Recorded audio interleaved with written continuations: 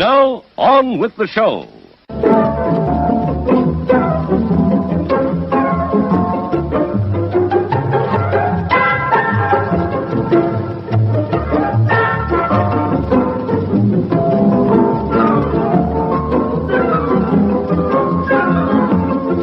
And now, on with the show.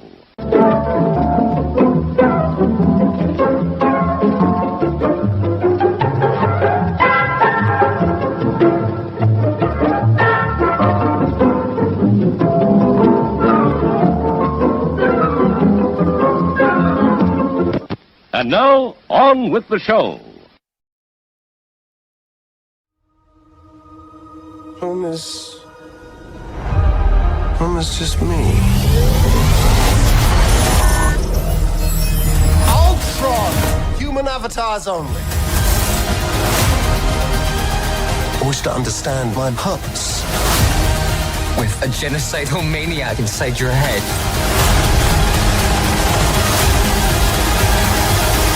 Nothing bonds a family together quite like mortal jeopardy.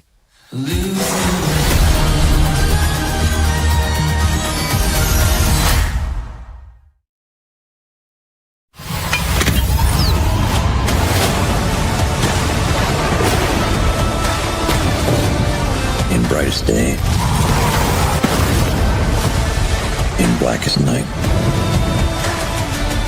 no evil shall escape my sight. Let those who worship evil's might beware my power. Green Lantern's light.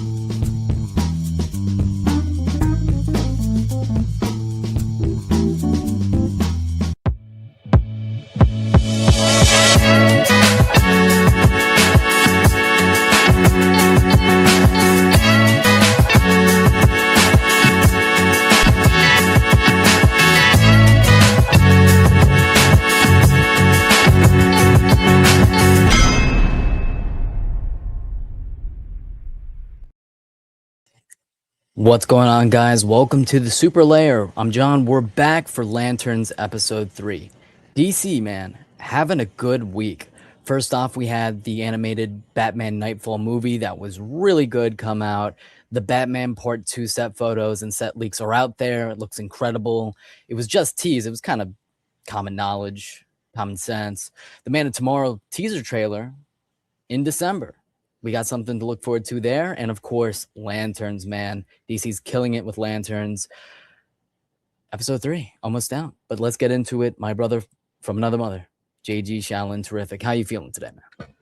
Dude, I am hyped. Let's do the episode. I'm ready. Let's go. Let's go. Returning, Ibby. Free Sinestro, what's this about? I have my theories on that. Potential technical you had one job, baby. difficulties.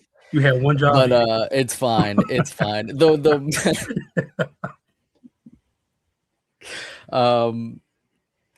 Austin, welcome. Yeah, man, that's gonna be a dope double feature. DC, man. Like I've been so saying, Nightfall was good? Oh, it was good. I would watch it. Okay. It feels like a return to the sort of classic early 2000s animated era that DC was just crushing it with, like Under the Red Hood and Green Lantern First Flight and Justice League Doom, and it feels in line with that. So that was, and as an adaptation, it's pretty good. It streamlined some things, but overall, I think very, very good. Okay, we back. Are we back? We are back. Okay. So welcome back to the Lanterns world. Before we get into episode 3,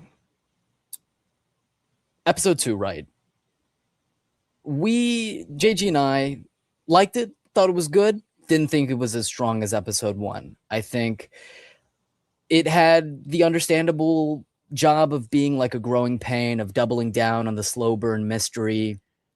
And I think, when we watch the rest of these episodes, I have a feeling that episode 2 is going to be a little lower on the list just because, there are elements I love about it, but I just think episode 1 was better. But the question is for you, Ibby, having now seen episode 2 an hour and a half ago, how did you feel about episode 2? Do you think it's better than episode 1? I do not think it is better than episode 1, only for the fact that I think episode 1 is utterly fantastic, and we were all in agreement about that. I think episode 2 is really strong, though, and I'm not sure why y'all weren't too enthused. My only points of criticism is, as I said, number 1, there wasn't anything that straight up blew me away as much as episode 1 did. Like, the interrogation scene just blew me away in that one.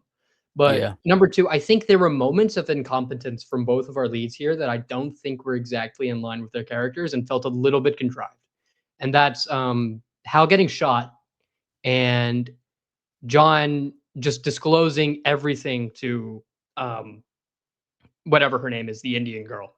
I felt like those were a little bit out of character and kind of just to get them from point A to point B.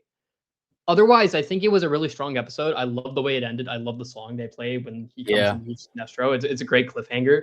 I think there's some great dialogue here too. I think whenever they have, I think honestly the biggest reason why the episode doesn't hit as well is because John and Hal are separated for most of it. So you don't get the core of this show of what makes it entertaining, which is the dynamic between these two characters. But whenever they were on screen together, I felt like it was dynamite the same way episode 1 was, both at the beginning and at the end, where there's elements of respect and mistrust and allyship and jealousy and resentment, and they're all boiling together. And the thing I love about this show is that you can enjoy it on the surface level and you'll have a good time. It's entertaining. But also, if you really want to, you can look at every micro expression and every line of dialogue and try to glean more from it. So it works on multiple levels, and I think that's going to be the case for the entire show. So I liked it overall quite a bit. Yeah, I liked it. I thought it was good. I just think that episode 1 was strong out the gate. Episode 1 and episode 2 have different writers. Tom King and Damon Lindelof were on episode 1. It was Chris Mundy Chris Mundy did episode 1 as well, but Chris Mundy and another person co-wrote episode 2. And now with episode 3, we have none of those people writing. But apparently, James Gunn and all the people that saw this episode early, 7 out of the 8 episodes, are saying that this one is strong. It's John's origin. We get some Guy Gardner. We see Laura Linney as a guardian. I'm very, very excited. I'm excited to see what makes him tick specifically. We've seen, a little bit in episode 1, but this is the backstory episode, apparently. So I'm ready. It's out. We're going to get right into it. And I didn't mention it, but free Sinestro because he did nothing wrong. Well, a couple things here. It's sure. Yeah. Supervisor and I, we were enthused by it. We just didn't think it was as strong as the first one. Yeah. There was a lot of stuff you can take from episode 2. It's just, as far as excitement, stuff like this, it just wasn't as strong as the first one.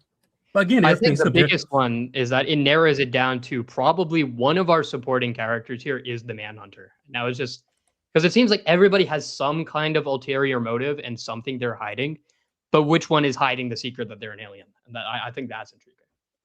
Well, I think the whole town is probably aliens. Damn. Or maybe 70-30. Okay. Interesting. Think about it. There's no records in the hospital. Their hospital is black as hell. Nobody's in there. The guy has all these weapons in there. But again, if I can finish, but again, it's wait and see. I still think not Chloe's freak, Smallville, Zoe is an alien. I still think that. I'm most likely probably wrong. But I still think she's an alien. Everyone is sus to me. That's it. Yeah, no, I mean it keeps you guessing. I'm invested in the mystery, and the slow burn is working. Episode 1 blew me away. Hopefully away. I know you're missing. It was pretty good. You're missing a word there, but it can go both ways. Sure. Big Brel, what's going on? All right, here we go. Episode 3.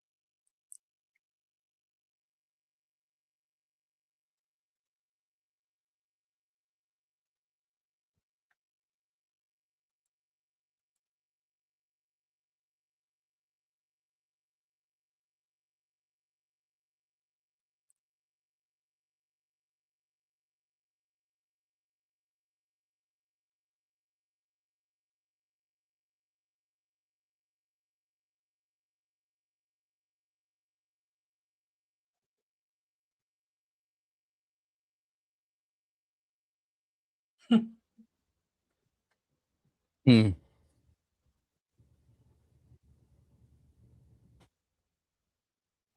Stop making the show unrelatable, writers.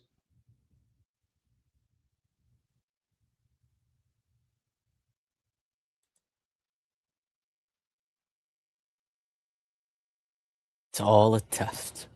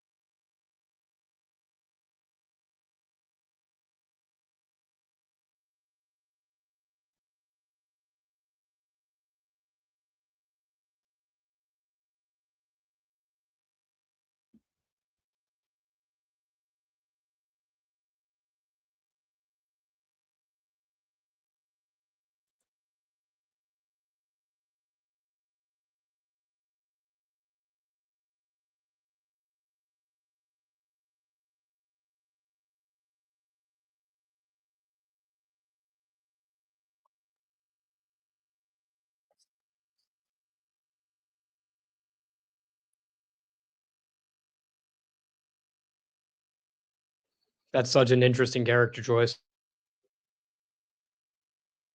Yeah, man, I'm feeling it. I'm feeling it.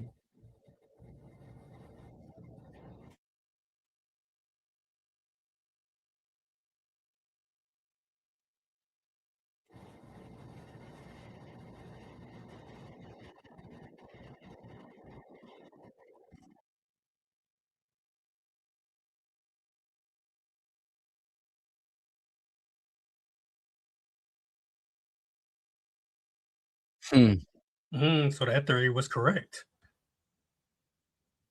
Interesting. We'll talk about it afterwards.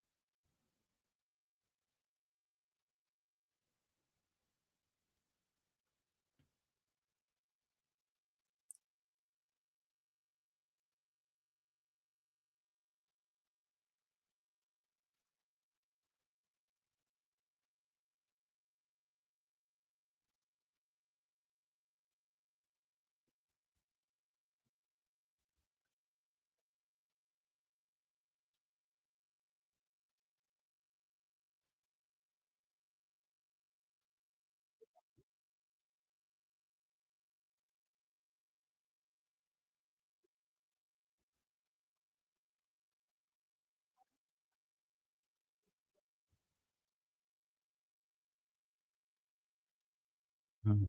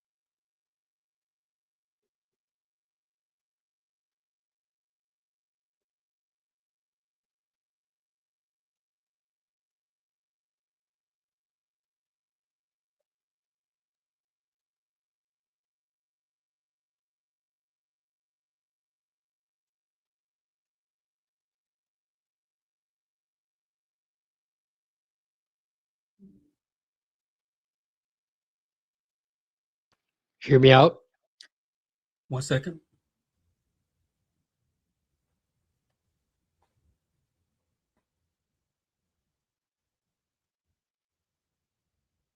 This bastard's teasing us, man.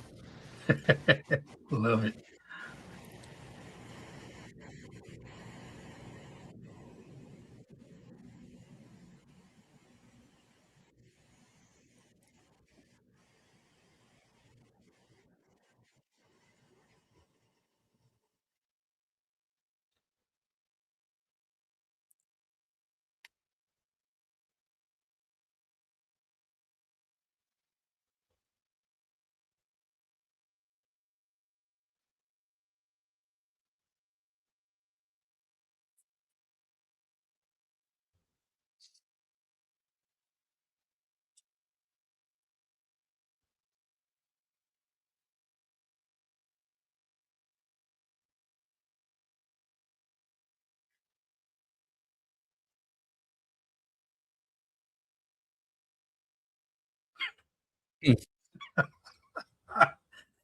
That's good.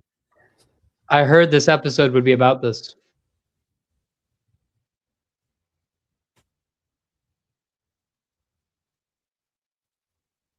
They are not shying away.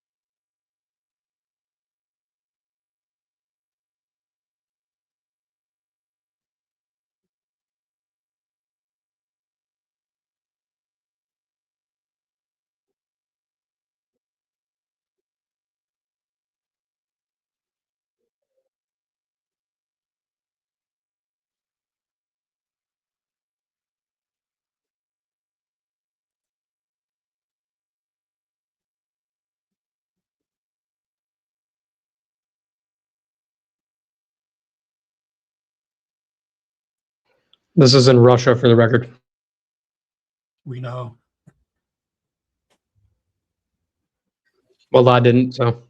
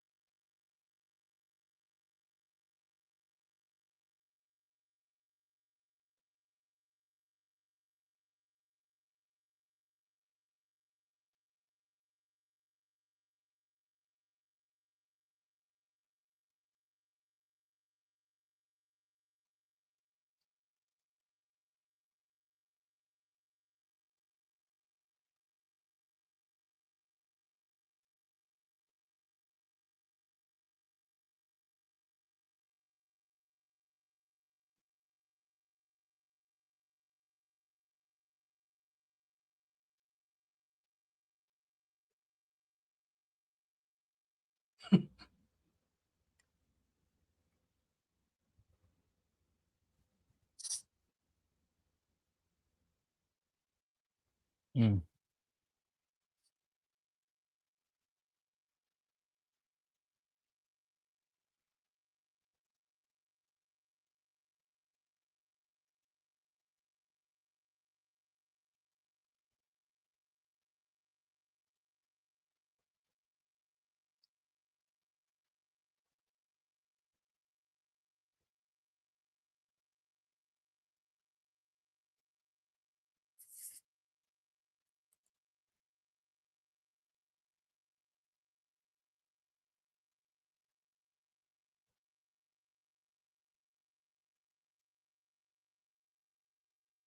Hmm.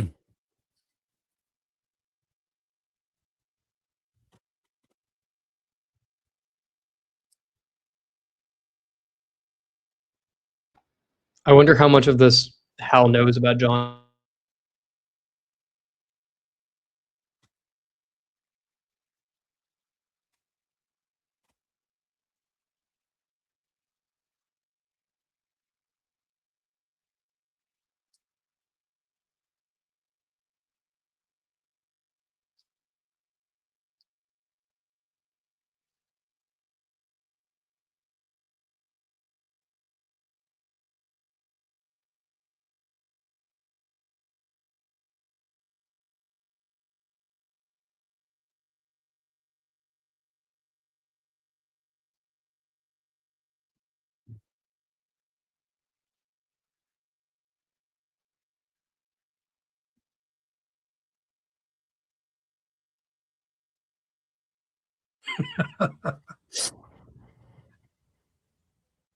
Crazy to. Green packaging. Like it.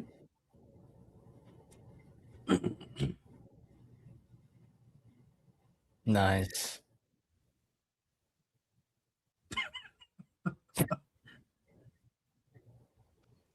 He's a born artist.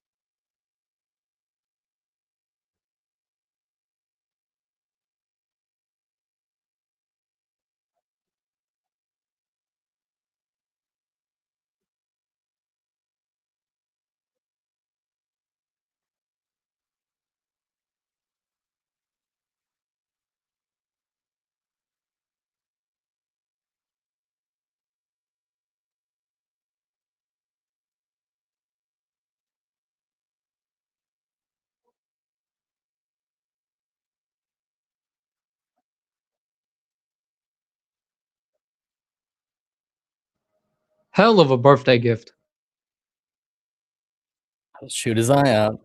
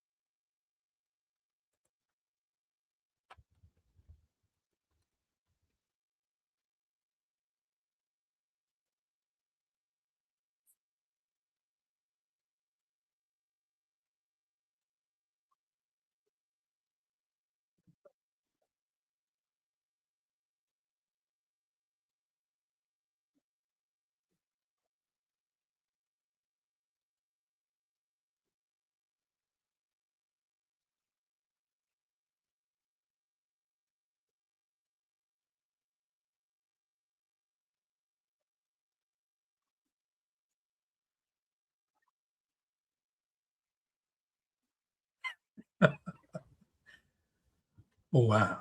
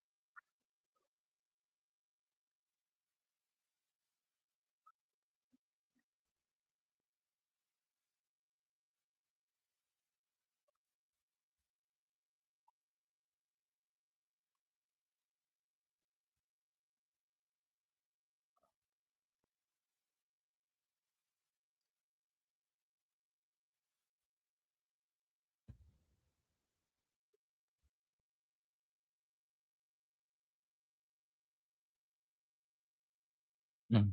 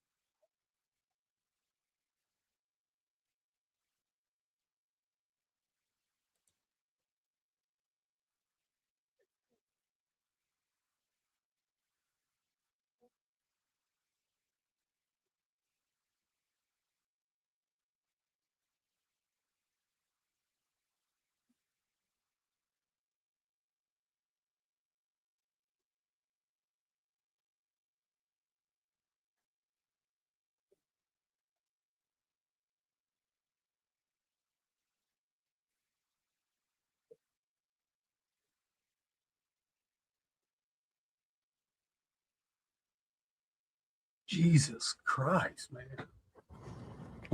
There's levels to this, bro. Oh my god. I did not expect so much of it to come from his mom. Exactly. Wow. That is. I mean, it's not surprising, but it's just. We're gonna have so much to talk about once this episode's over. Genuinely more than last week.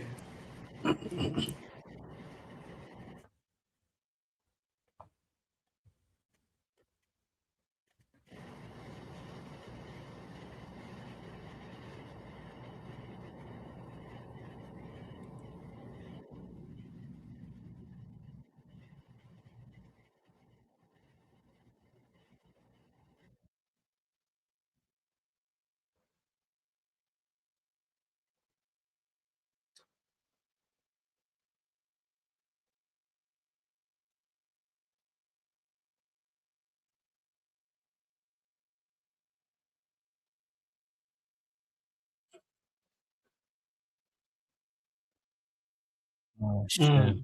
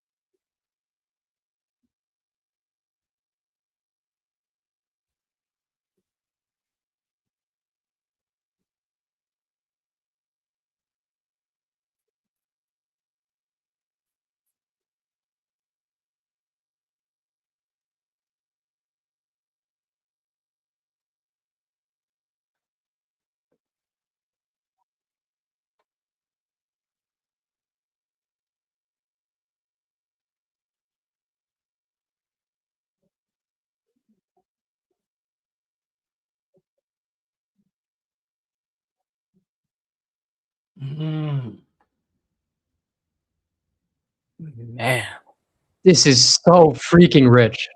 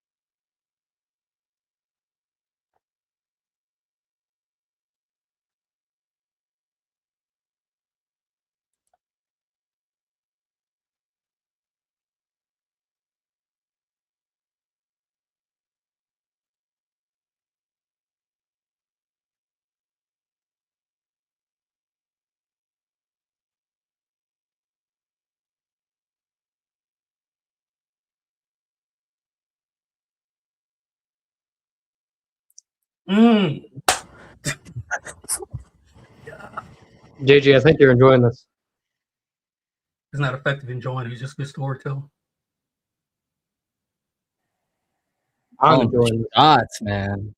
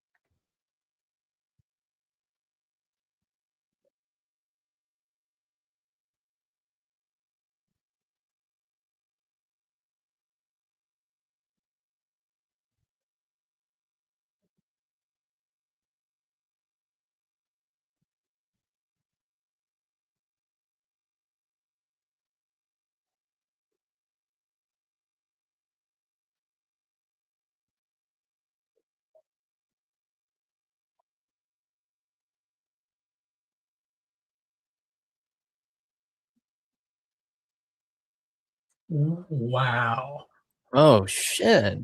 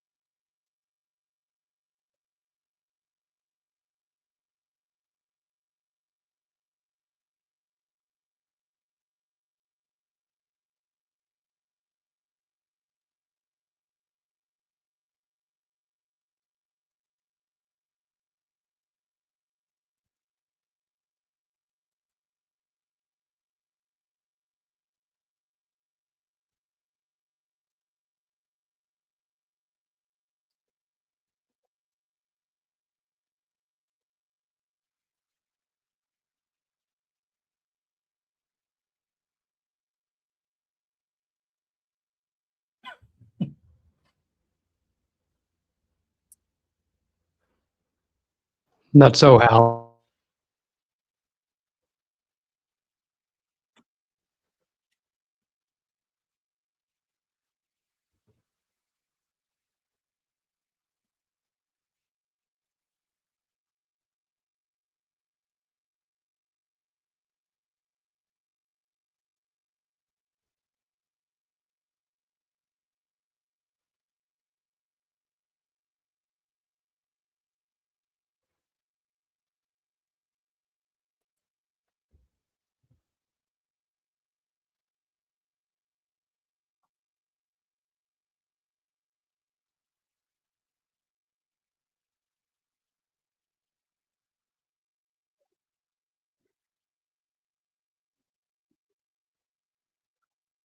Ooh. Whoa, my God.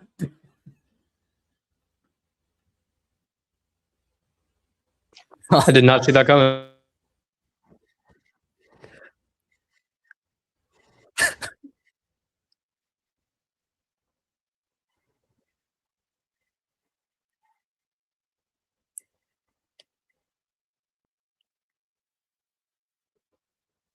Look at the mom, bro. What milk? Oh, wow.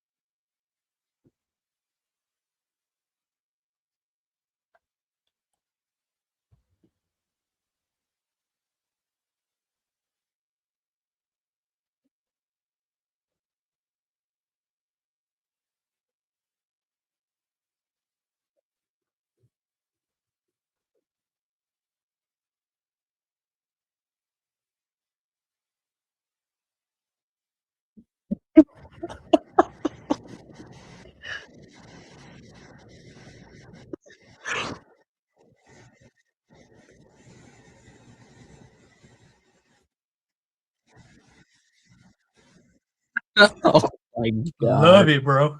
I love it. Oh my. I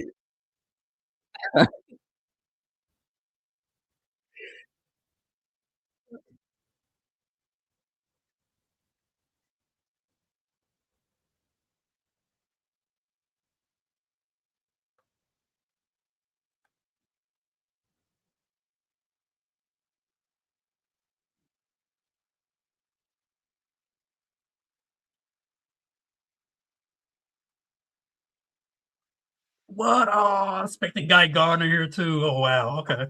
All right, guys. Prepare to hang in there because the yapping is going to be generational. Mm-hmm. Episode 2. That's what you guys were gassing up in comparison to this. Oh my god. Oh my god. This was not only the best episode thus far, it's one of the greatest episodes of superhero comic book television ever. Ever. It is such a perfectly structured, complex, nuanced character study of what makes our lead hero tick. It makes previous episodes work even better in retrospect. It explores the gray. This is some stuff that even MCU shows or Marvel shows can't do it. DC is or can be more artistically driven, creatively free to tackle some hard-hitting topics, not shy away from, real life relevant material. This is a perfect example of why DC does it just differently. They thrive and they stand on their own 2 feet because they are bold to go where no man has gone before. They just are, like the show, they're unafraid to go there. This episode is absolutely brilliant from top to bottom, perfectly structured, incredible gray character study. I mean, there's so many levels to this that I was just grinning ear to ear because it was so brilliantly executed. There is a narrative through line from where we start to where we end. The pacing was just beautifully on point. And the character work, man. Jon Stewart is one of the best live action comic book characters. This is one of the best portrayals we've seen in live action. It is so it just hits different, man. There's levels. First, you have the father, right? Well, let's not even start there. Let's start with John at its core, right? And this is why his presence in Man of Tomorrow is so perfect. You know exactly why he's there. The parallels between him and Clark are there. This whole idea of like predestined fate, that they didn't want this truly. They were conditioned to believe this, to want this. This is their destiny. And like, I cannot wait to see them interact. It's going to be so rich. This episode is just so rich. You have the father that was almost a Green Lantern. The ring went to Hal. He failed. There's some serious imposter syndrome going on. He was conditioned to be a Marine. He was conditioned to get the job done no matter what. And he failed at this. That's eating away at him. Surprisingly, he's not jealous of Hal Jordan. We'll get to the mom, but there is imposter syndrome. There is, my job is to train my son to be better than me. He cannot fail. And it's not even about the son. It's about him personally, where oh my God, my mind is, there's too much going on. Then you have the mother, who is very resentful of Hal Jordan. And Ibby said she's harder. I did not expect her to be harder on him than the father. The father's a Marine. He's cold. He gets the job done. No, the mother pushed him more than anybody. That was a wonderful, turn of events. Oh my God, I can't. There's so much going on right now. There's so many layers to this.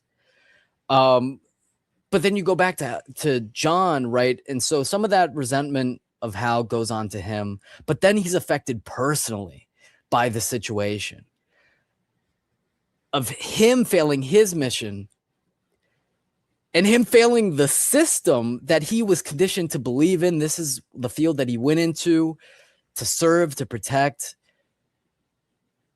And the system failed him. The system failed him. Oh my God. I can't. There's just too much going on. There's too much going on.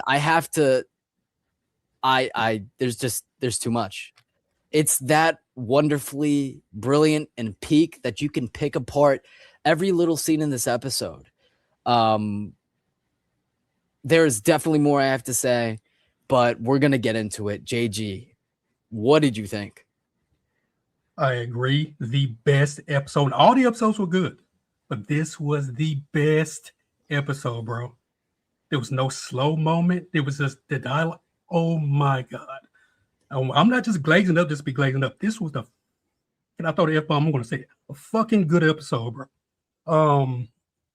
Where can I start? You earned that F-bomb. You earned it. Thank you, sir. Like, oh my God, where can I start? Because there was an ongoing theory that Hal was not the first person the ring went to. Right? After episode, I think after episode 1, there was a lot of YouTube videos that theorized that Hal was not the person the ring was initially supposed to go to. And it was answered here. And it kind of makes you wonder, had Hal not have been drunk, would it have passed him up? Was him being drunk the reason why he wasn't afraid? Right? And you hear John Singer saying, he was freaking asleep. So he gets risen about the bed. He said, like, dude, what do you expect me to do? I get rose out the bed in this little bubble. Somebody asked me, am I afraid? What am I supposed to do, right? That's like a very normal reaction. And so, again, like I asked this question, had Hal not have been drunk, would he have been afraid? And let's move on from there. That is a fascinating question that I didn't even think about. Yeah, because I'm like, But what was I saying? Frog, I lost my train. Okay, here we go. Yeah, the mom. Let's just say the mom stole this episode. She stole this episode. She was so good. And like you guys, I was not expecting the mom to be the one to like, hey, put the apple on his head. Do it. But at the same time, it's like, you know what? I get it. That was my household. Right? Not shooting an apple on my head. But just, there's a saying that a man is only strong as his woman next to him. This episode pretty much shows that. And I'm kind of either his mother or his wife, yeah. Yeah, it's like, because I want Eva to get into, you could tell that she was afraid when they make Johnny get out the car and go walk. She's sitting in his room on his bed. You see the fear in her eyes, but she can't show it.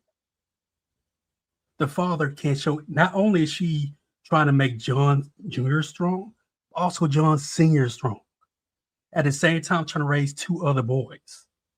And let's get to that part, because I got kind of Michael Jackson biopic kind of vibes. When the Twister, when he went to play Twister, and the brother's like, oh, we're going to do. They in the back of the car.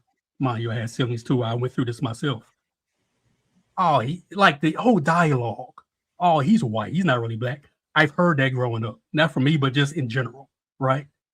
This was so realistic for me because I experienced it not in the sense of where the show did it, but things that surrounded me, I saw.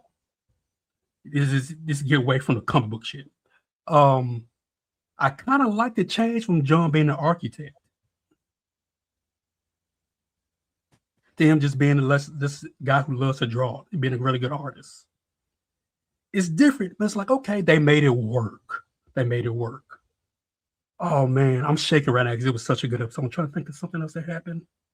Jittering. Oh, the black mask thing with the poster in the background. When John falls in the mattress in that little mall, whatever the hell that was, the little poster that is like his black mask industry or whatever is on a billboard that was in behind him. Yes. That's a black mask reference. I mean, who cares about that shit? It was just a good episode, bro. Hal Jordan. It is. It's one of because it's go to the racial implications too, right? The MCU tried to do it in Falcon Winter Soldier with the whole speech Falcon did, and there was a lot of backlash behind it. I think DC did a great job with this because it shows you that this is real world. We're implementing comic book stuff in it, but this is the real world, right? Look at Hal Jordan. Because Hal has a thing with John like, hey, you didn't earn the ring. Well, technically, Hal, you kind of didn't either. Luckily, it just came to you. Because from what the Guardian said, it went to several people before it even got to you, right? And go ahead, E, because I got more to say, but I don't want to be too long-winded. Well, whenever you got it, I will be ready to hear it. But I got it. I just want you to be able because I'll keep talking. Go ahead. Yeah. I'm trying to collect my thoughts here because there are just so many of them. Just what an incredibly well-written episode of television. And there are so many angles to it that you can get. You can get this discussion on purpose and destiny, and do we have a destiny or is it something we're trained in? Do we have family ties by like instinct, or are we trained into it based on socialization? A incredibly mature and realistic portrayal and discussion of Black identity. I'm not gonna sit here as a Pakistani guy gonna talk about Blackness, but like so incredibly well done. And I like the comparison you made to Falcon and Winter Soldier, because this was done so much more tactfully. And I felt like that was so corny in that show. It was so corny. Yeah. I like that they did it, but it was so corny. In here, it just feels so real and intelligent and sharp. This writing is sharp as a tack. And the acting sells it so well too. I mean, there's ways in which you can completely understand, if you're living in a minority context in the US, that like your parents are going to be hard on you because they want you to, build off what the foundations they're giving you. But also, this extent of it is straight up abusive and emotionally manipulative. I mean, I'm sure anyone with tiger parents are going to be able to say at the very least they didn't make you shoot an apple off their head, or you shoot an apple off their head, or have an apple shot off your head. I mean, but it's so real, and you get that too. I was seeing shades of my parents in this, I was seeing shades of my childhood in this. Also, just like the struggle of an artist, somebody who's artistically driven, but they feel like they have another purpose that they're incentivized to pursue besides art. Like just the psychology of this guy, what makes somebody, if you want to raise somebody to be the perfect Green Lantern candidate, and specifically a person who, in a set of people who their lives were undermined as Black Americans by potentially the whitest guy on the planet.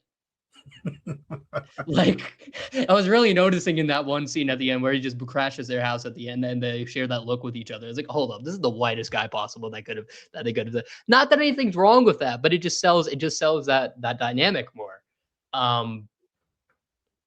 Like I find this such a compelling character study, and there are so many facets to it. You can read so many implications to it, like what the military does to your mindset, why people join the military. Like, also, you mentioned, John was talking about how he gets screwed over by the system. He doesn't fail the system fails him.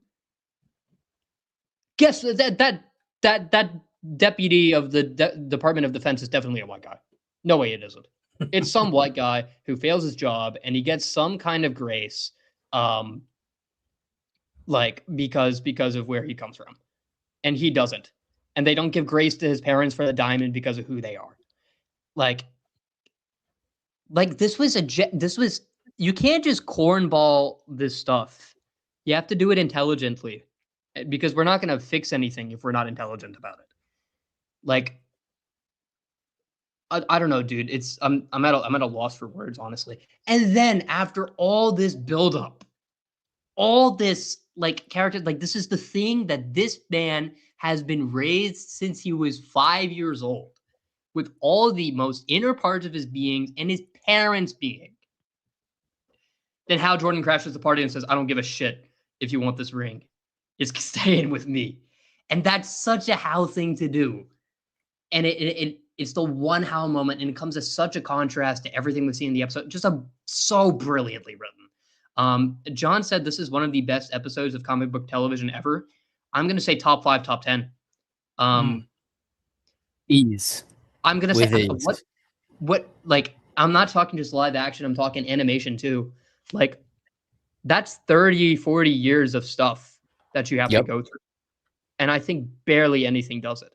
And also, no superhero stuff here, except Hal crashing the party. Like, literal supernatural. It was just incredible. This is what I'm saying with the show. It is an incredibly well-written and acted show that happens to be about Green Lantern. That's it.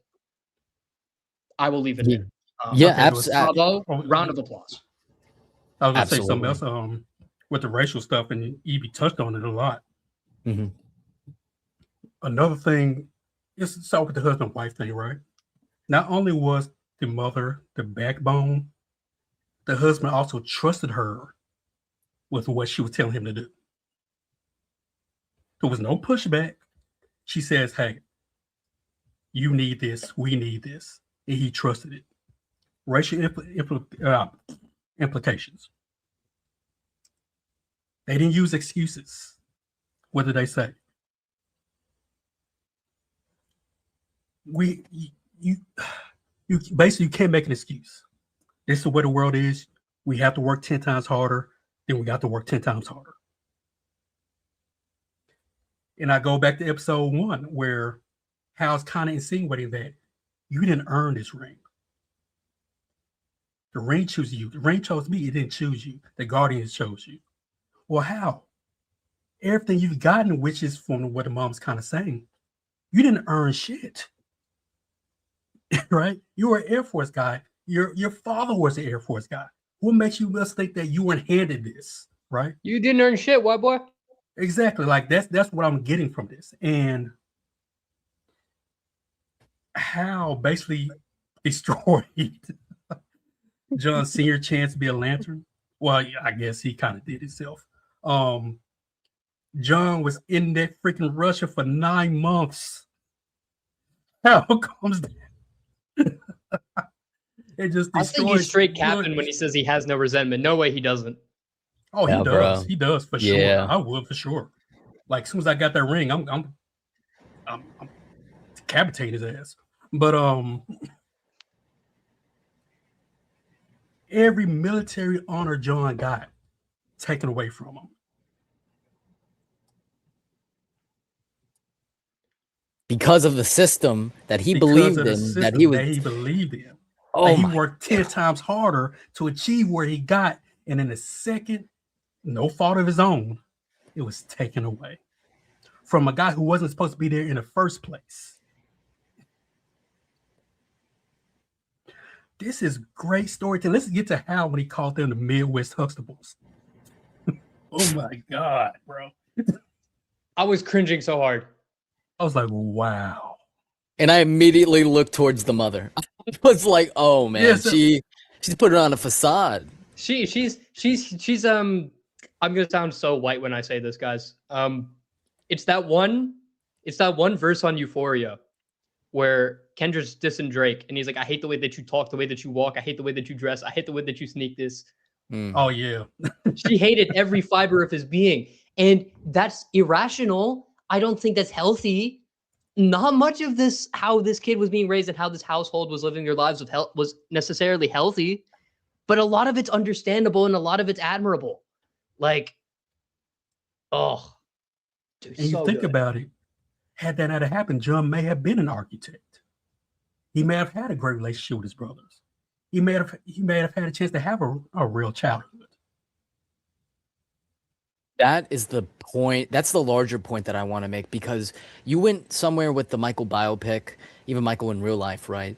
That I agree with. I totally see it, right? The larger thing for me is the question, because all over Twitter right now, you're seeing takes on the parents that are black and white. They're not nuanced. It's the question that words. We'll continue on. It's the question that if Joe Jackson didn't do what he did throughout Michael's entire childhood, would he be the greatest pop star of all time? Would he be the man that he turned into? That's the question. And you could see with Michael, right? There wasn't pure hatred. There wasn't pure love. It was in between. And we hear John say, I love my parents, this, that, the other, but it's more nuanced than that. I was robbed of time with my brothers. It was, I wanted to draw and I wanted to express myself artistically, but this is the mission. This is the job. He was robbed and he was given this destiny that he didn't ask for. It's just so complex. It's not black or white. That's why I'm not taking the conversations on Twitter seriously. It's, the parents are evil or the parents did the right thing. It's more than that. This show is not for you if you're viewing the black and white. I just thought that was incredible. That was, there's so much. There's too much. Yeah. I am seeing grifters. You mentioned Twitter. I am seeing grifters on Twitter already bashing this. Oh, you know why? Because it was a black family. That's usually media literacy zero. Yeah. Media literacy zero. They're saying, "Oh, this show hates Hal." I mean, it's well, okay. I mean, fuck it. Another bomb. You guys seen the movie Ray, right? Yeah. Yes. When Ray falls and he's crying out for his mother. And brilliant, she doesn't do brilliant anything. Comparison. Brilliant. And she Great doesn't catch. help him. And eventually he does it on his own. Was that evil? No. You're looking at where they are, what they're dealing with in society. There's a certain way you have to raise a child to be strong. And what she did was an early lesson in, look, things aren't going to be handed to you, especially because you're blind. You have to work hard, right? What was John's parents do? To be a lantern, you have to work 10 times harder, right? And even though they had to lie to him, in that scene where before John shoots the apple off the mom's head, I was thinking she was saying that to get him to not be fearful. But kind of find out she was kind of lying. But even though the guardian said, hey, he could be a lantern, what was she saying? You will be a lantern. Yeah, they gave her an inch, she took a mile. Exactly. And I mean, a lot of mothers do that. A lot of fathers do that. You want to push your child to be something.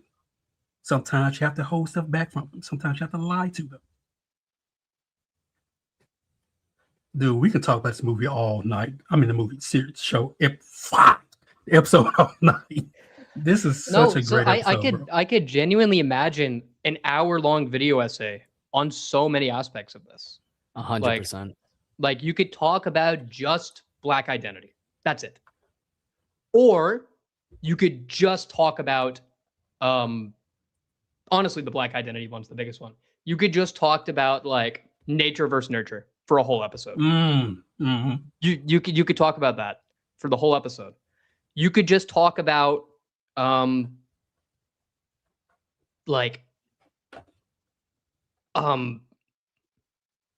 people who have artistic talent, but their circumstances sort of force them into something else. That you could do a whole hour as Aeon.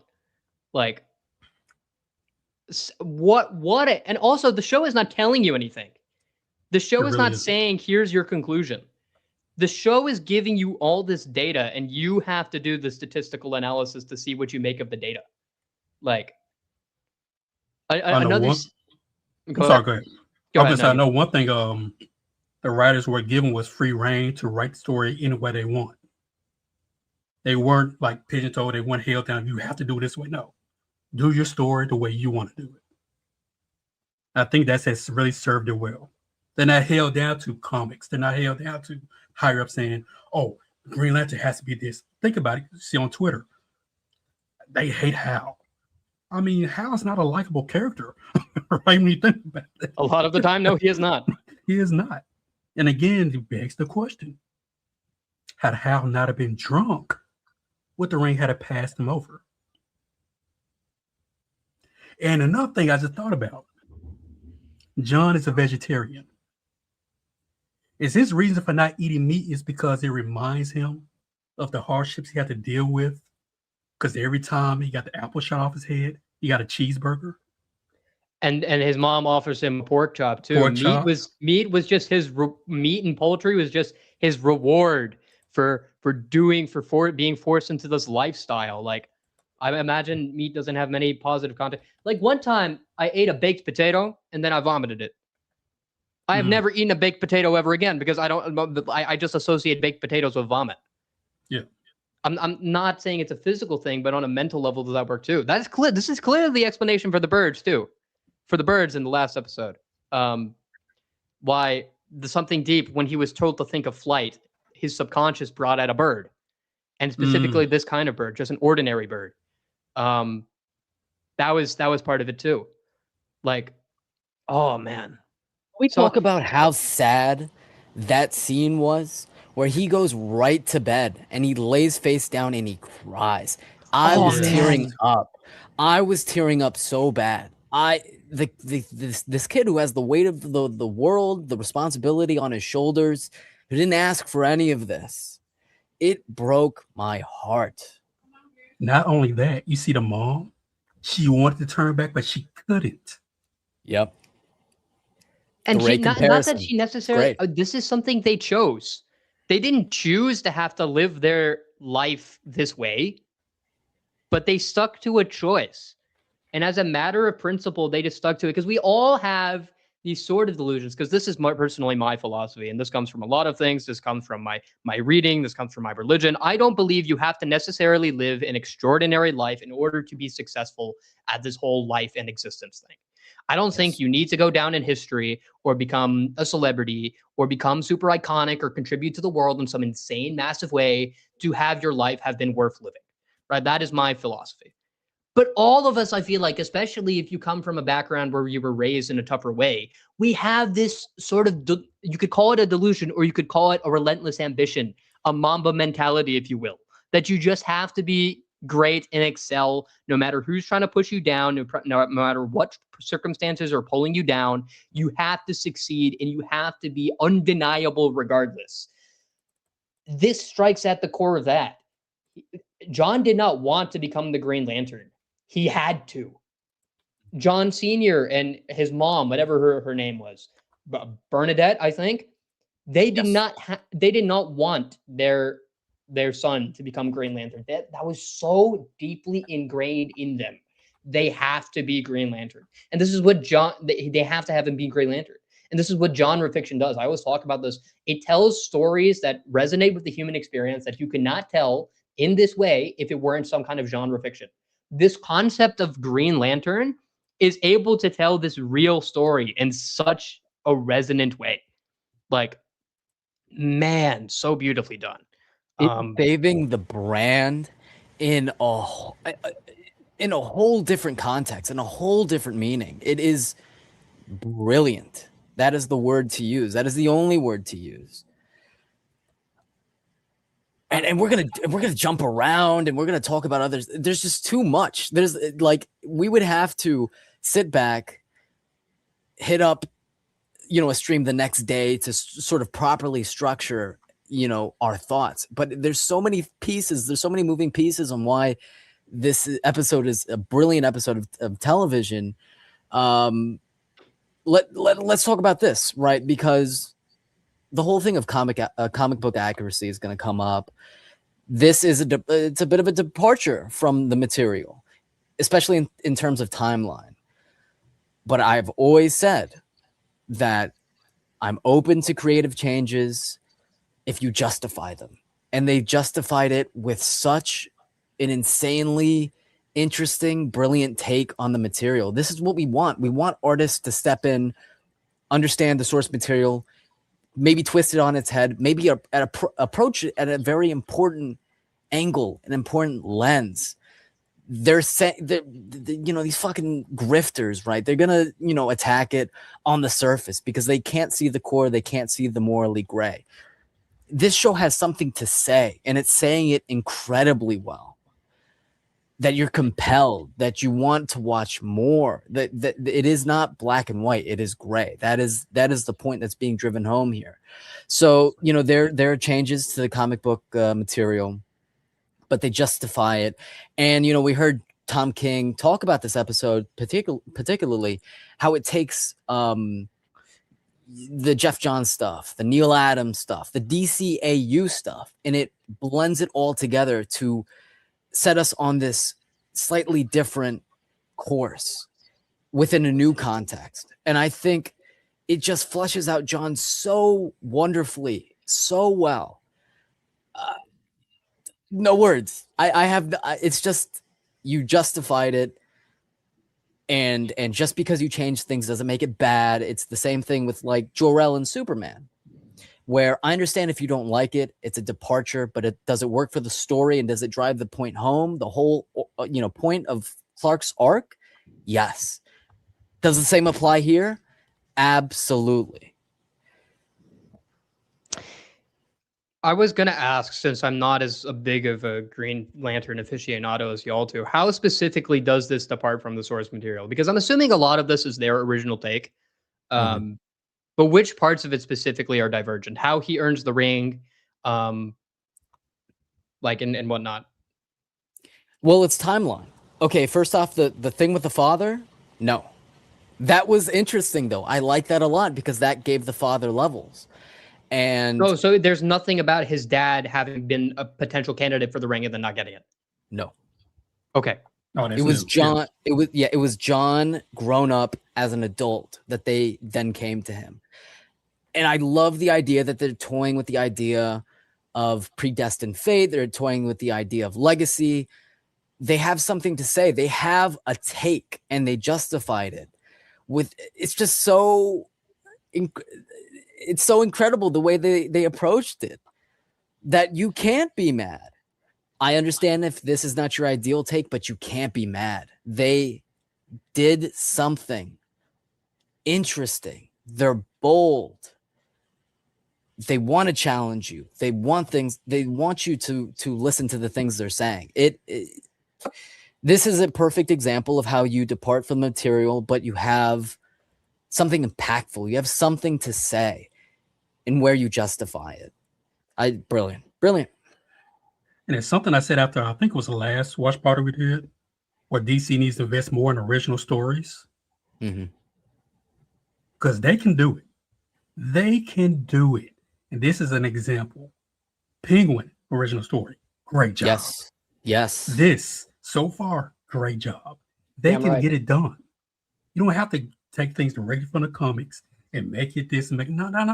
Everything in the comics doesn't translate well, right? Unless it's a cartoon animated, something like that. Live action, you place a comic book character. How would this comic book character work if this was the real world with real world implications, with the real world emotions, right? Like I said before, the father saying, the ring just came in here, green light, pushed me off the bed. I'm shit floating around me. They asked me if I'm afraid. His reaction was a natural reaction. All of us, we're deep sleep, and something wakes us up like that, we're gonna get scared. Like, what the heck is that? So Go ahead. I'm gonna say I'm very well. I don't think we need a Hal Jordan backstory, but I'm very curious because we know his father died. We know he got really drunk. That's when the ring came to him. Again, Hal, had he not have been drunk, how would he have reacted? We will never know. I'm so curious.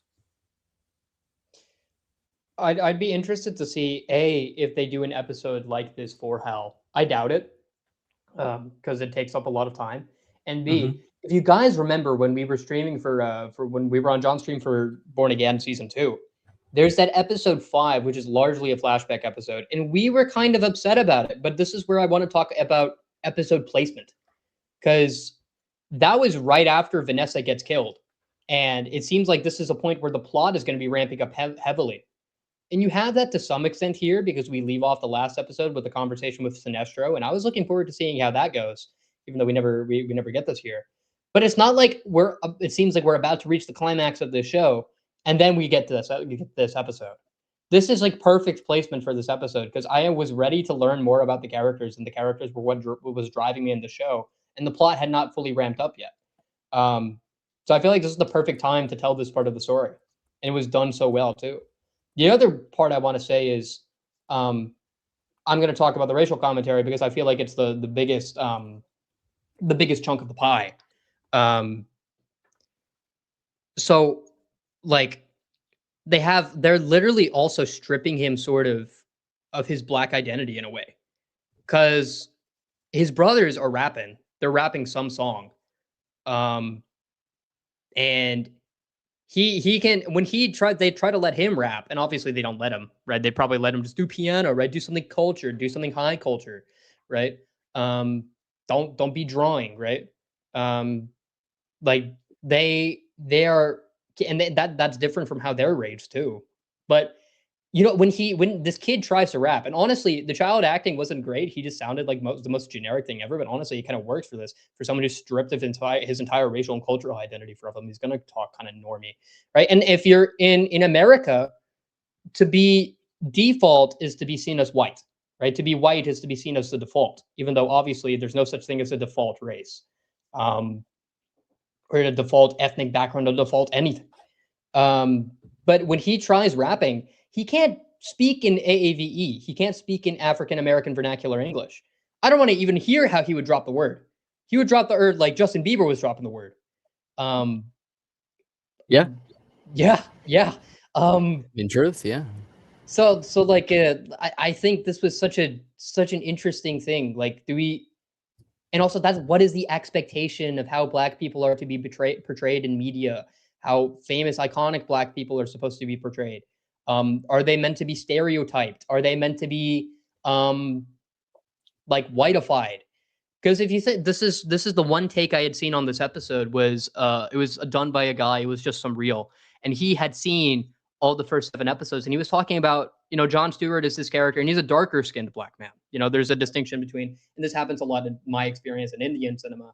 I'm a light-skinned brown guy. I see, like, if I see movies made by brown people in the Indian subcontinent and Pakistani movies, by and large, they're going to be lighter skinned because that's just like the beauty standard. That's like the colonized mind, right? They're going to be lighter skinned people.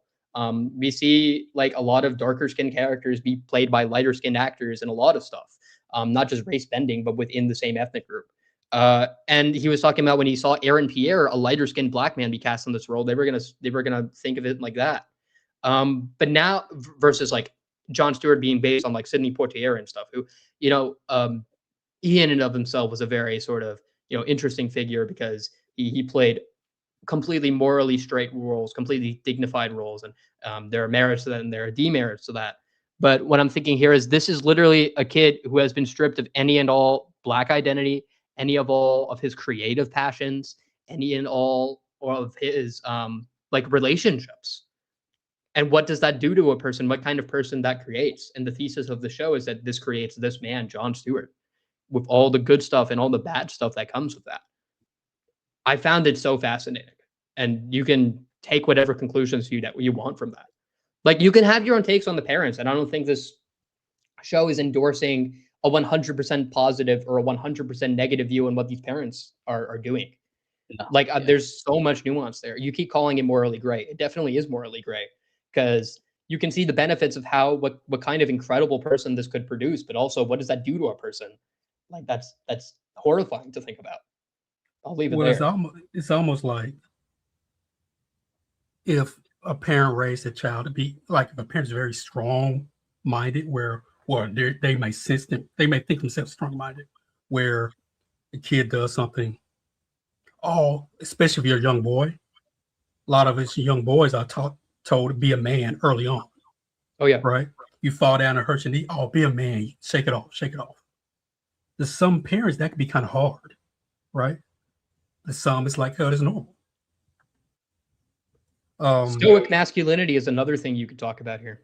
Mm-hmm. And as far as the vernacular and stuff like that, which I get what you're saying. There's a stereotype, right? Even in that scene where the two brothers were rapping a song and John is in the back listening. And of course you said where they're saying, oh, he's not black, blah, blah, blah, blah. It kind of shows the ignorance of the stereotype where if I don't know this rap song, I'm not black enough. Mm-hmm.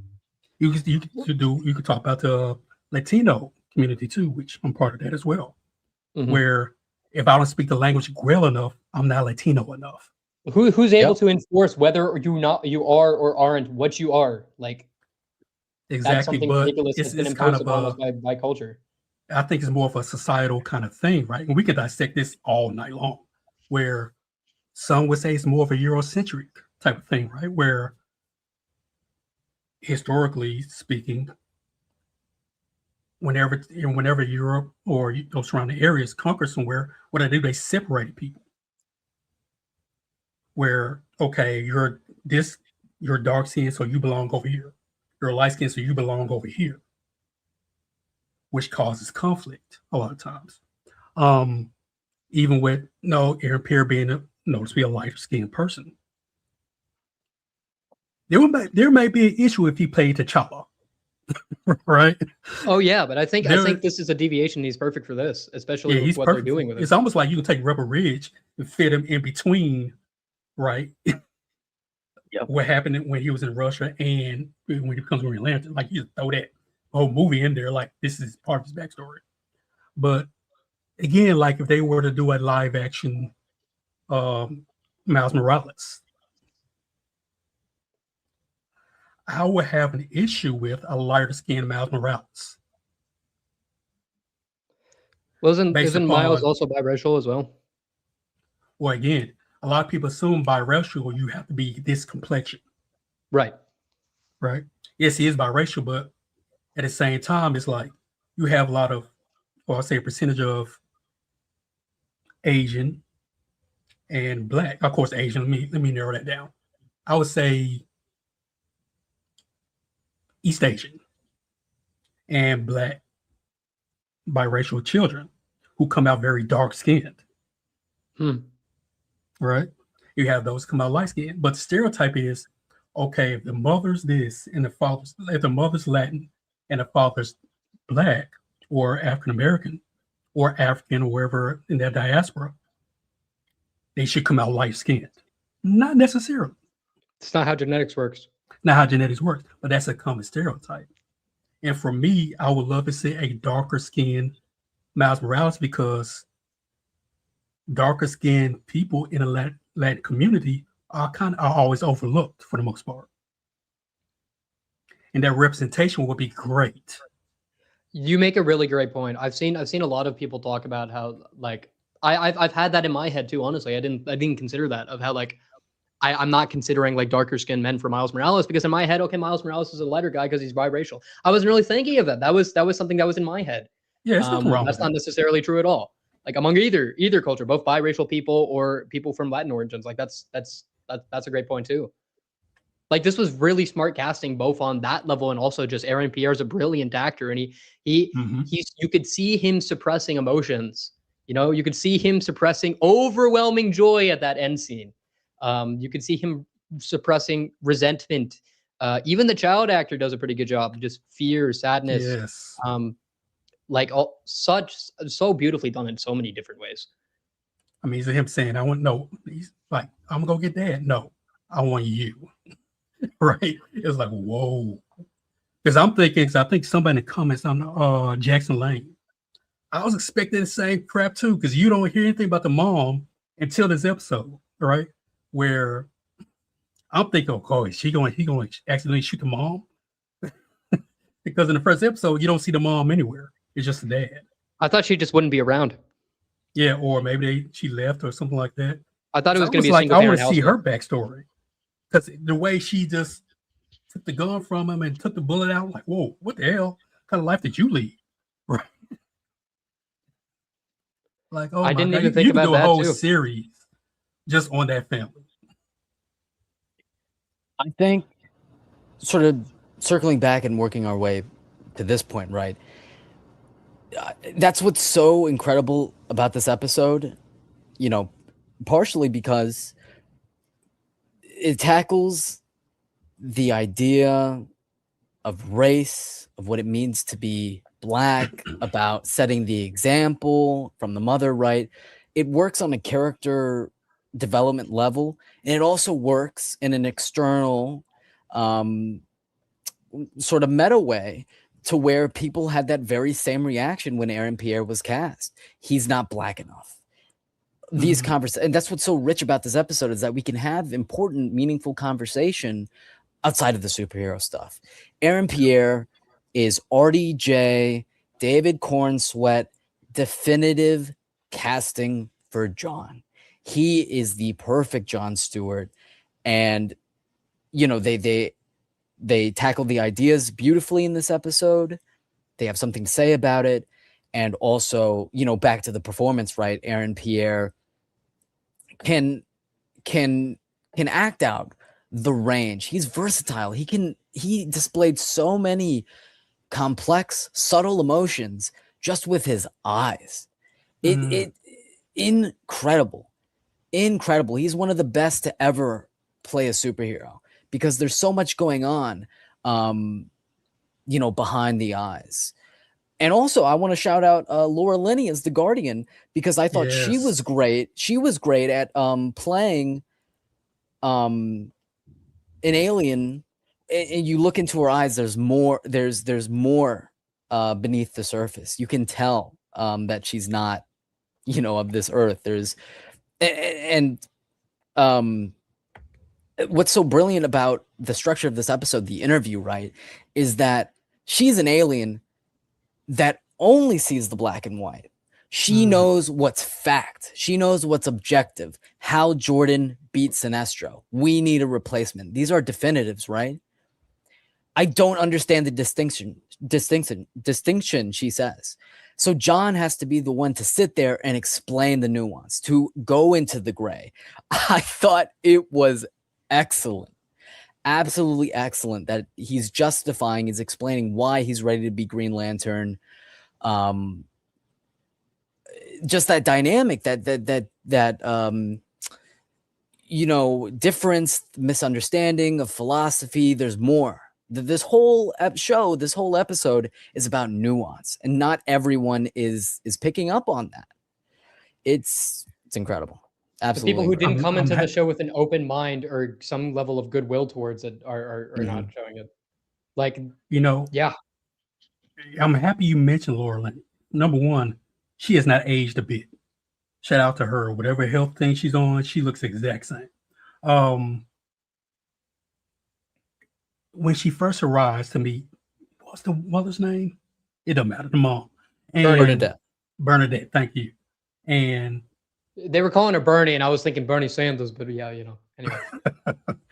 And no, Bernadette kind of mentions, you know, John Cena being black, and she's like, "Mean brown skin, right?" But then you have to think about she Earth. Remember, if they didn't care about her. They haven't had a Green Lantern from Earth until Hal. Exactly. Which brings another theory, which I'm not going to get into, but she has no concept of a race.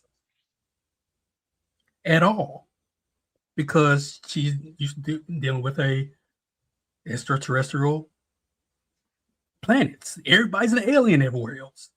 Everyone looks weird. Everyone looks crazy, right? Also, she comes as a white woman in particular. It kind of makes you wonder.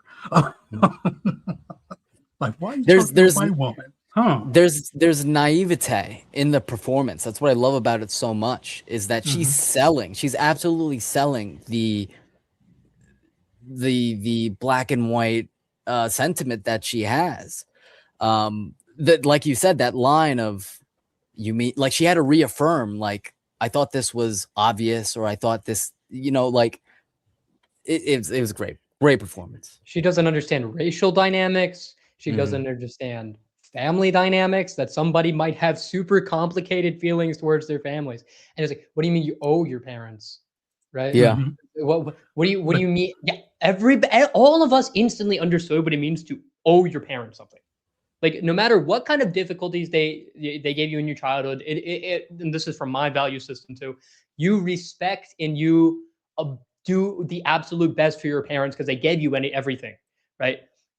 Even if you might not love them 100% of the time. Now, I'm not saying anything about my parents. I love my parents. But like, even in moments you might not love everything about your parents, more often than not, that's still gonna be a feeling of being indebted to them.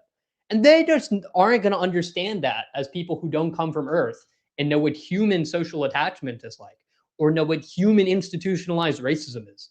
Like, that was also such a good vehicle to talk about it, because it's natural. You have to explain these things to someone who doesn't understand. So it didn't feel preachy either.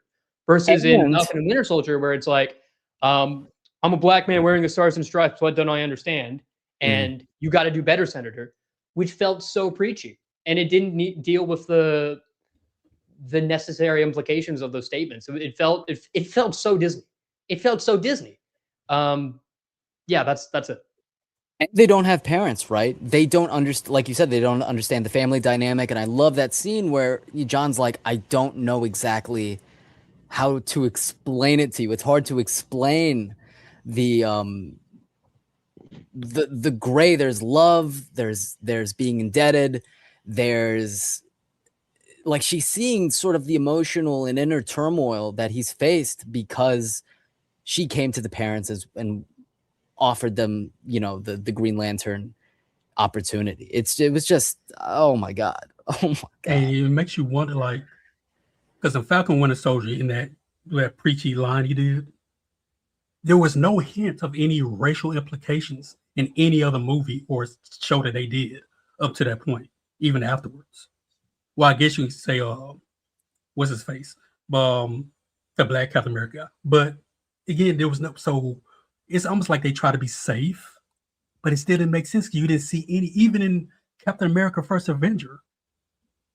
If you were going to show racial implication, that was the best movie to do it in. There was none of it. So why all of a sudden, I know there's going to be people who don't want to see me wearing these. Where did that come from? There was no hint of it.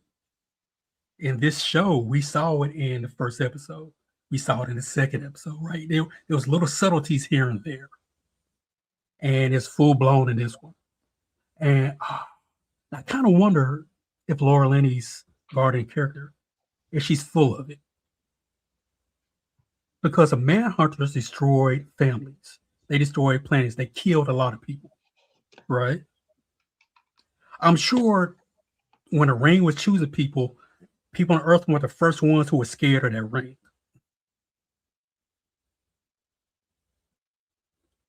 I kind of wonder if she's playing it. I don't know, something, even though she may be naive, I wonder if she's playing a game. Because, the Guardians don't see humans as being intellectual on their level, which they really aren't, but still.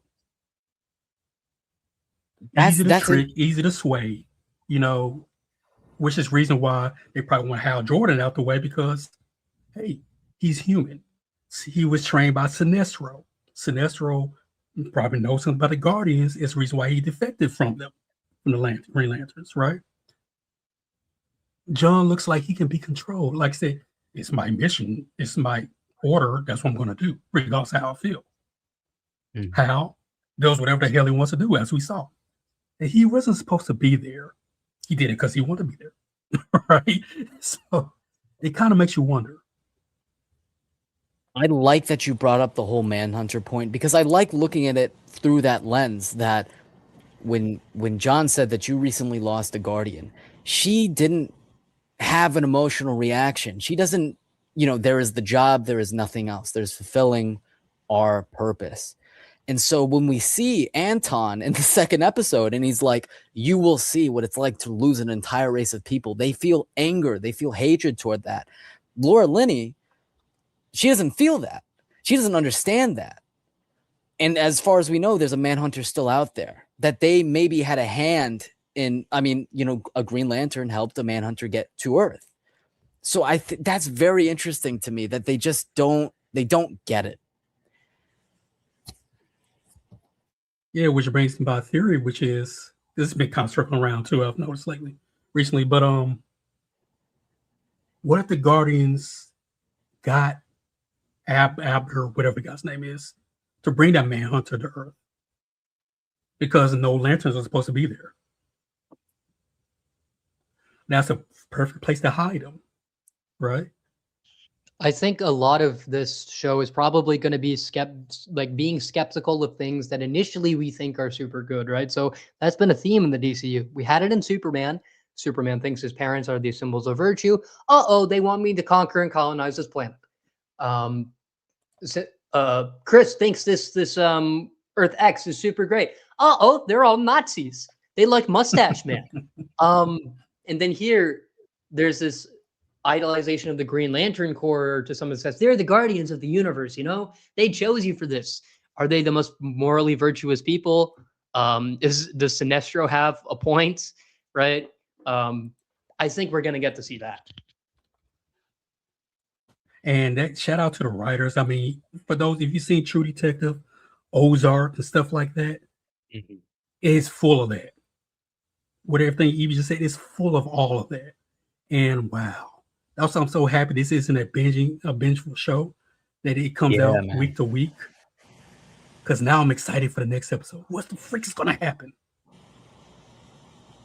And people keep saying that the Manhunter we've already seen the Manhunter. He's in plain sight, or she is in plain sight. You're absolutely right about the whole weekly thing. You can't sit with this episode. You can't admire and appreciate this episode if you have the fourth one just right up next. Like, the weekly is the move. And this deserves its time to, be analyzed, to appreciate it. This episode doesn't, it doesn't ask you to sympathize with the parents. It doesn't ask you to be on their side. It's just putting us, behind, the glass, observing and just exploring. Lack of nuance is going to be a huge thing for this show. I'm already seeing just terrible, terrible takes. You're not meant to be watching this show. This show is too smart for you. I'm sorry, it is. Watch Miss Marvel. Watch something a little lighter for you. Falcon and Winter Soldier. Miss Marvel is crazy. They don't go like Miss Marvel either. Nah, I don't know. It has its fans out there, but no. Well, take a close look at Miss Marvel and tell me they'll like it. The Rotten Tomatoes score is, Okay, I see what you mean. Yeah.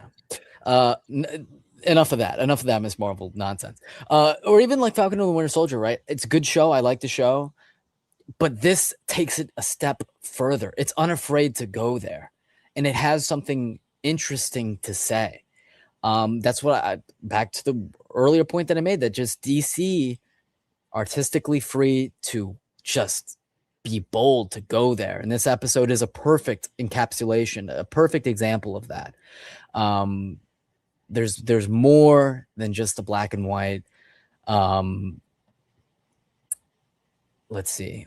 I mean, we're just jumping all over. It's insane. It's insane that there's so much to pick apart about a character-driven, light on superhero thing. you know, I was so happy when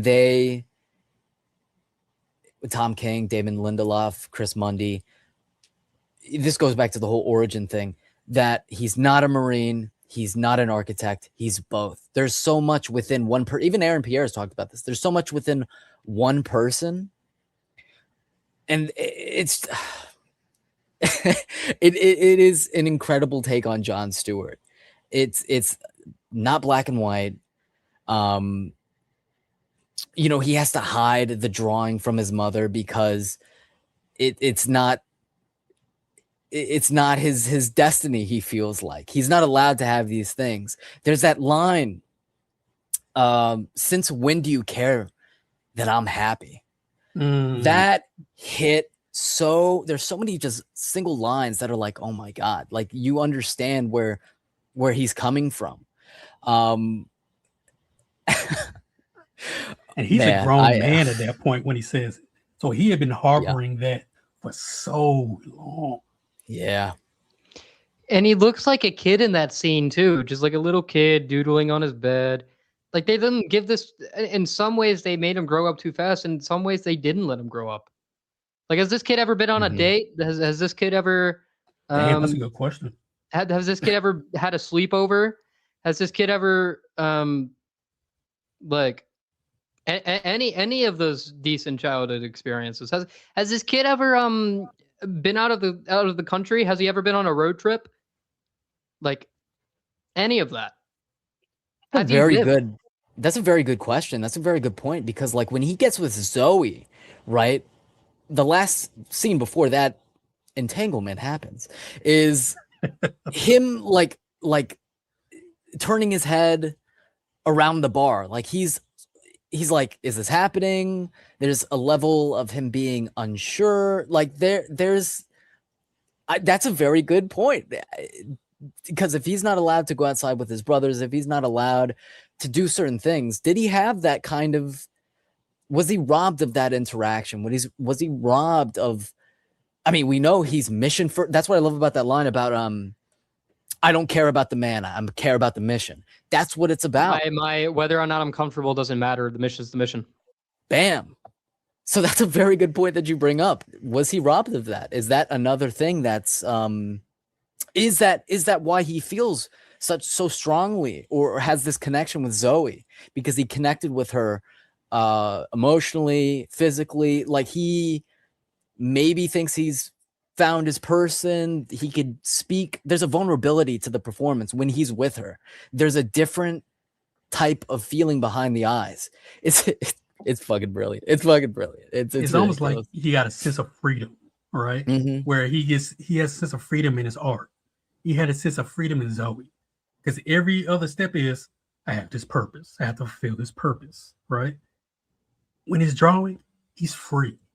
He can be John when he's drawing. Oh yeah, right. When he's with Zoe, right? You know, Hal does his own thing. He's free from Hal. He's free of an order. He's free from his duty. He's free from his purpose. Zoe, you know, it's like, hey, you know, I'm hoping it's not a mom complex. Yeah, I went there, but you know. But to be clear, she is not the mom there. Like, you know, she is like a younger woman being married to this older guy. Like it's Oh please, that's a grandma. She's not a grandma. She's not a grandma, bro. She's a grandma. Like Indian or something, bro. She ain't those kids. Okay, anyway. Oh, true. Yeah, I get it. But still, she's a grandma. No, I think honestly, like he's latching on to the first bit of affection he's probably gotten in at least in a while. Like I don't know what he was like in college, man.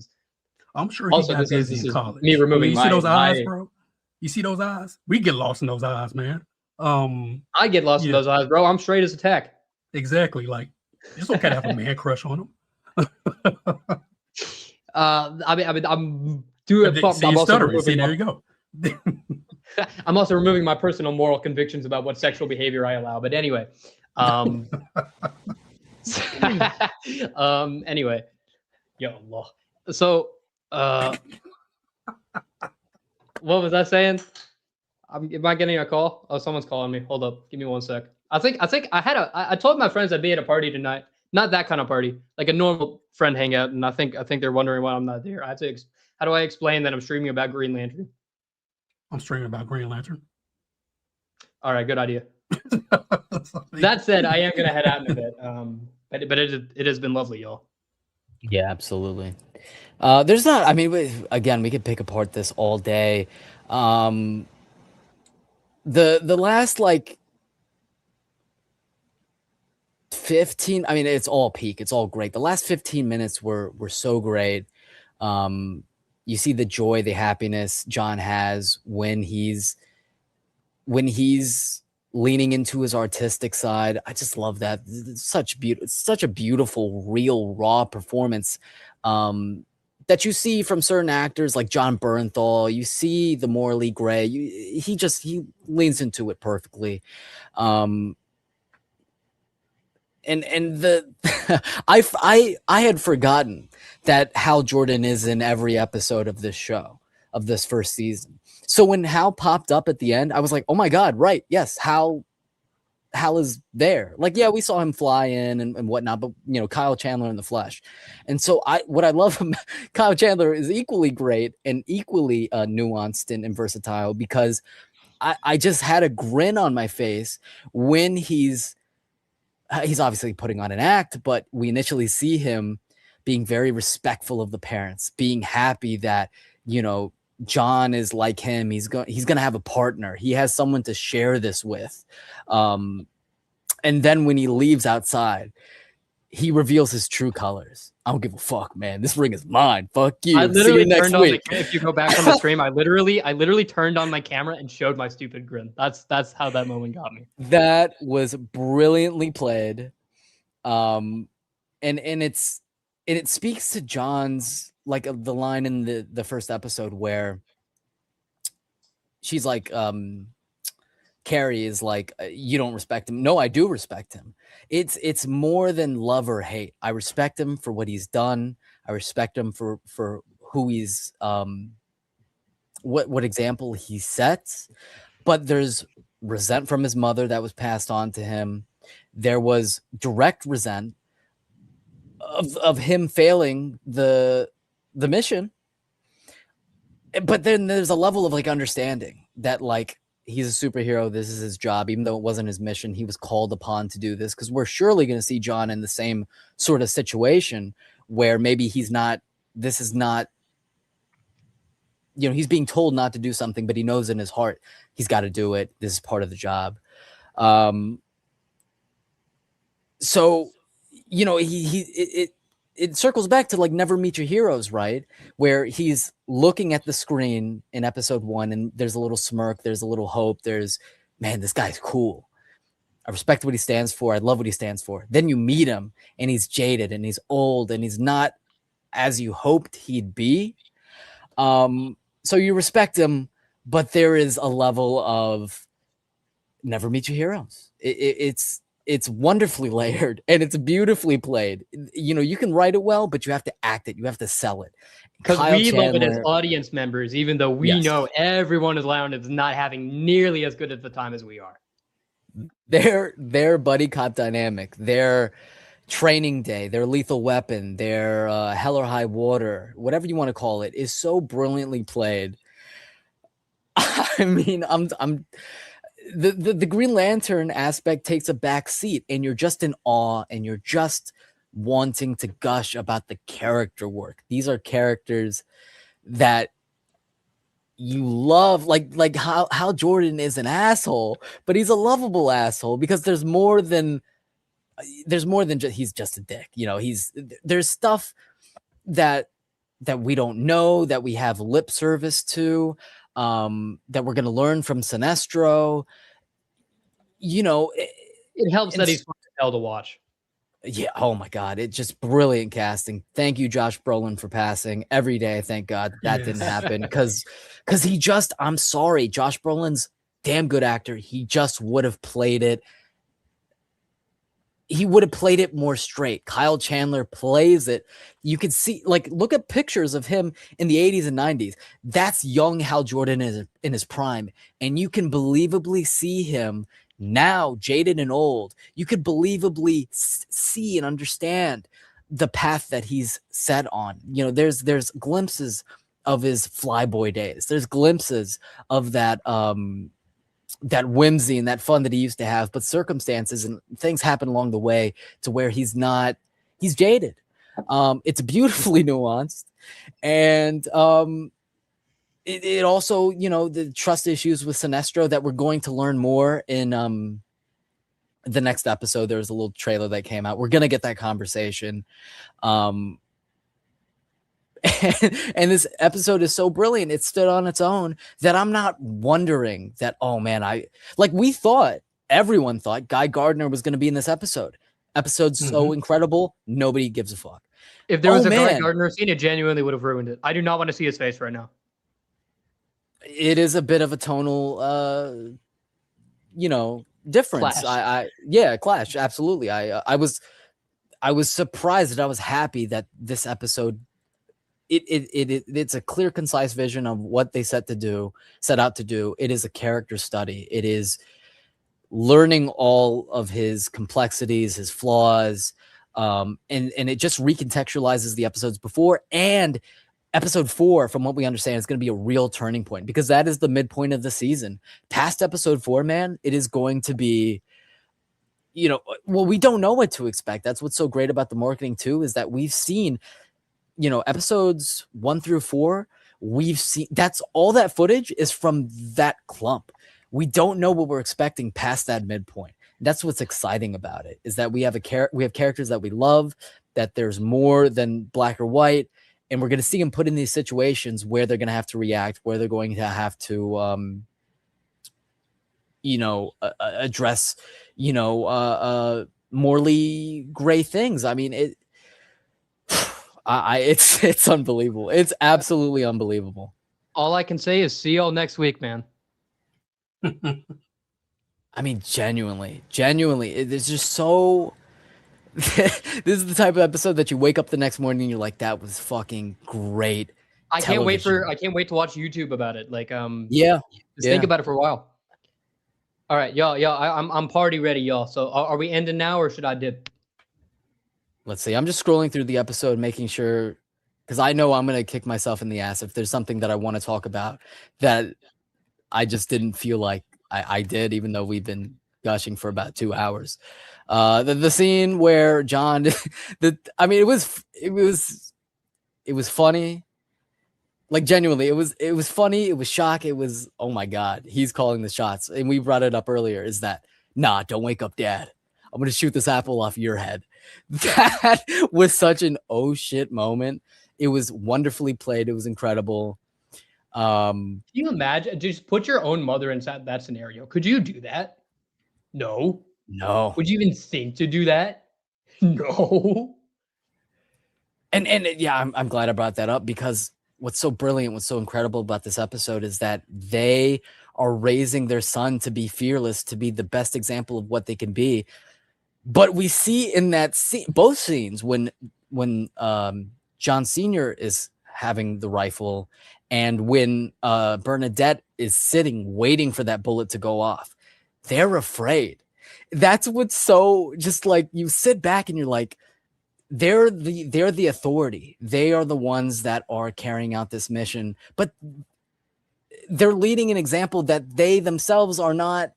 They haven't followed in those footsteps. They're navigating it the best way that they know how, and it's not pure evil. It's not pure goodness. It's the in between that's so compelling about that. There is love, but it's more complex than that. That's how like complicated relationships with your parents happen, man. Like, very rarely is a parent straight up evil. Like, it's just like this kind of thing happens to real people at the hands of real people, right? Who are fully understandable as to why they're taking this approach. Beautifully done. Yeah, it's the nuance, the complexity, the storytelling, the acting, character work, just across the board. It's phenomenal. It's phenomenal superhero television, and like the Penguin, it's just phenomenal television. I mean, this is an all-timer episode with an all-timer portrayal. I will not stop glazing it. This is they just set a bar. They really just set a bar. The lack of nuance is going to drive me up a wall. It's really going to drive me up a wall. This show is asking you to look at this more in depth. This is what people think. This is like fuck, man, like Zack Snyder, right? Oh, Yeah. like this is how people feel about Zack Snyder. You're not looking at it deeply enough. This, that, the other. Nah, bro. They took it even deeper than Zack Snyder would have. They tackle it with. This is the beauty of HBO. This is the beauty of DC as a whole, is that it's just complex. It's nuanced on a whole other level. It's more than. I'm not going to get into it, but I'm just saying that this is the channel that gave you The Wire and The Sopranos. Yes. I'm genuinely not going to get into it because that's a whole other thing, but there are going to be more than one crowd that's out there that is going to push a narrative that is out of bad faith, that is out of lack of nuance, that is I didn't even think about the Snyder Cult. I didn't even think about that. I'm thinking about them. I'm thinking about the grifters. I'm thinking about the people that, love superheroes, but they don't like to be challenged in a certain way. Or they're so hell-bent on comic book accuracy that they're shutting out any type of artistic integrity that, it's like the whole Matt Reeves thing, is that he loves the comic books. He understands the comic books. He's doing something a little bit differently. He loves them so much that he can change them because he understands them. Yeah. Yeah. And so, feel how you want about Tom King, Damon Lindelof, Chris Mundy, or even the individual that wrote this episode. I want to get her name. She did the heavy lifting. She is the reason why this episode is so incredible. Vanessa Baden Kelly. Like, it didn't even come from the core three. It came from her. This is her brainchild. God, you've got one hell of a writer's board. Oh my God. Carry her over into, she's writing 2 episodes. So there's another episode that she wrote. I don't know which one it is, but right. I am right. Oh, this show is so good. I'm not, when you mentioned Tom King, I didn't even think about the CIA. That is a whole other conversation. I mean, it's just, oh my gosh, I can gush about it for days. This was, the new one. It's going to be a broken record. It's going to be circling back. But the point is, this is one of the greatest episodes of superhero television of all time. This is one of the greatest, just recent episodes of television that I've seen, man. I mean, it just beautifully honestly, well the last done. thing I think the last time I saw something this good from television is maybe, besides the Penguin. I like the Penguin a lot. Mm-hmm. But like, is it crazy if I say Succession? Like, since Succession? No, I don't think it is. And that's HBO. So no, I don't think it is. Yeah. Succession. Yeah. I mean, that's, Succession handles things with an equal amount of, because like the whole Kendall Logan Roy thing, there is nuance there. There is totally gray there.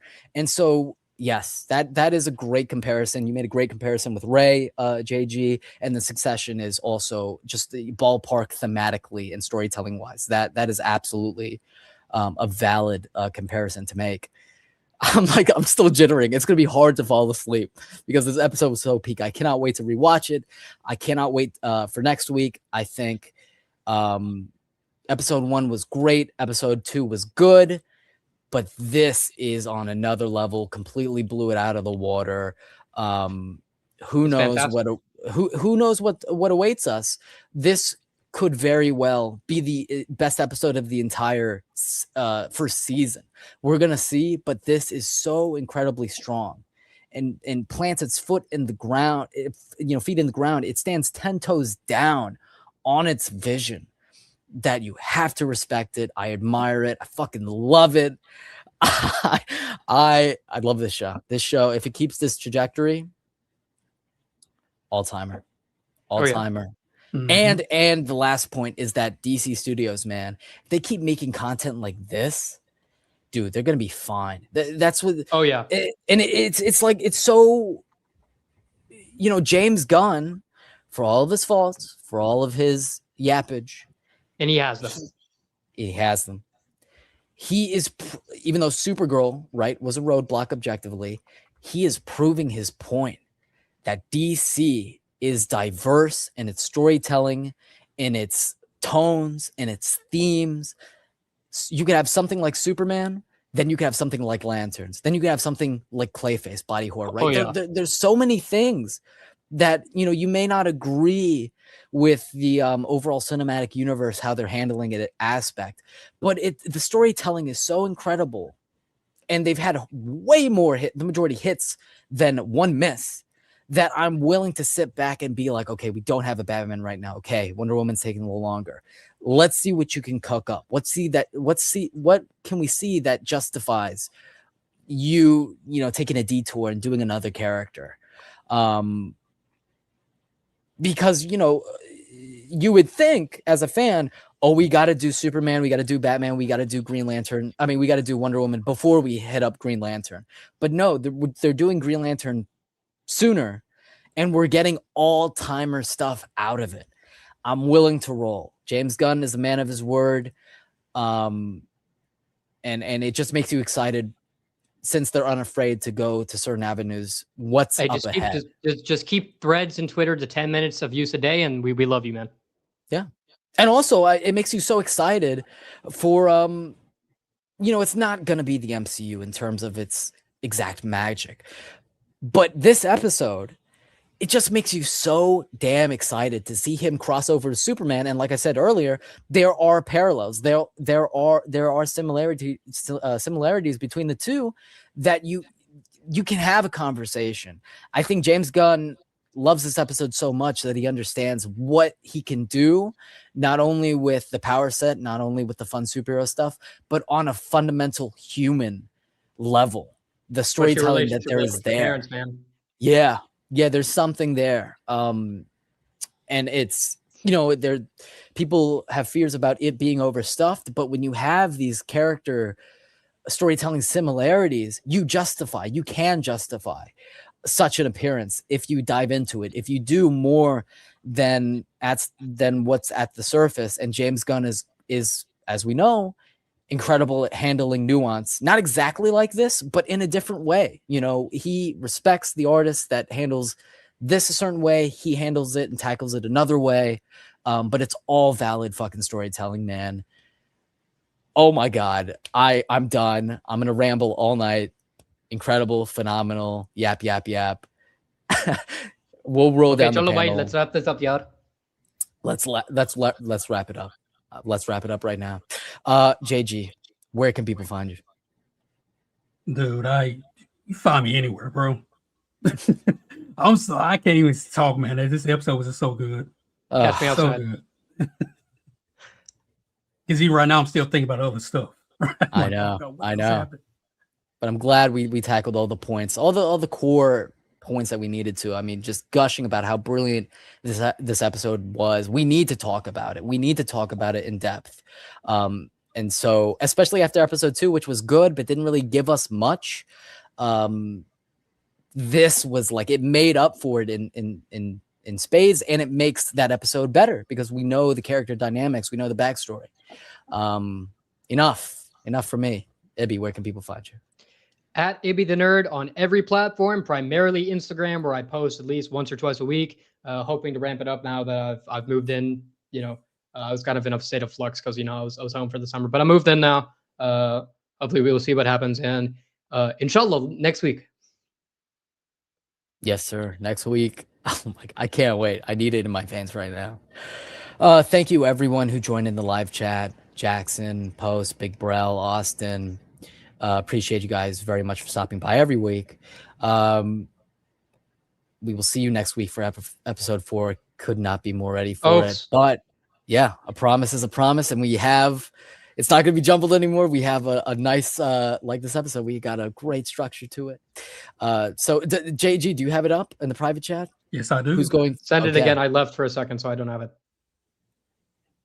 Okay. Well, just bear with me for like 30 seconds because now I have to reapply it in the private chat and copy and paste.